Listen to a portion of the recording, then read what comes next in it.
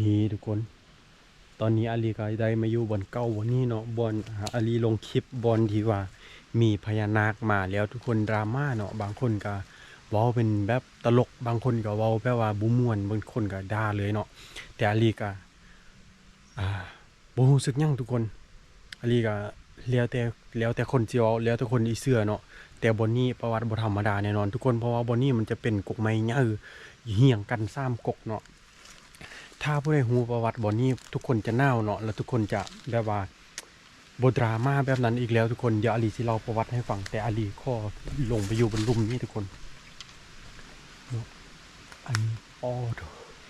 ขนาดเลี้ยวไปเบิ่งซื่อๆคนน่าวแตกเหงือบเลยพี่น้องเนาะถ้าอาลีเว้าประวัติแล้วทุกคนน่าวแน่นอนน่าวแน่นอนเนาะเด้อสิเล่าให้ฟังเลยตอนนั้นทุกคนอาลีกับหมู่มาโละปลาเที่ยวนี้เนาะโละปลาเที่ยวนี้อาลีก็อนุญาตย่างออกนี่เพิ่นก่อนหน่อยหนึงเนาะอาลีกับหมู่มานำกัน3คนเนาะแล้วก็แยกกันทุกคนแยกทางภาคทางลาวเนาะอาลีก็นั่งอยู่ข้างๆกกตัวนี้เนาะข้างๆกกตัวนี้เนื่องจากว่ามันค่อนข้างมีนกไล่แล้วหมู่อาลีก็ลงไปทางนั้นเพราะว่าอีกเพราะว่าเขาเจ้าฮูทางเที่ยวนี้เนาะแล้ววันนี้หมู่อีกตืมผู้หนึงแล้วก็ไปพุ่นไปทางพุ่น โอ้คือว่าดำๆคือลืออยู่พุ่นนะโอ้วอลระแวงพร้อมทุกคนเลี้ยวอาลีก็มานั่งอยู่นี่โบฮอด15 นาทีพี่น้องเพียงตี15 นาทีเท่านั้นโบฮอดซ้ำเลี้ยวอาลีก็แปลว่า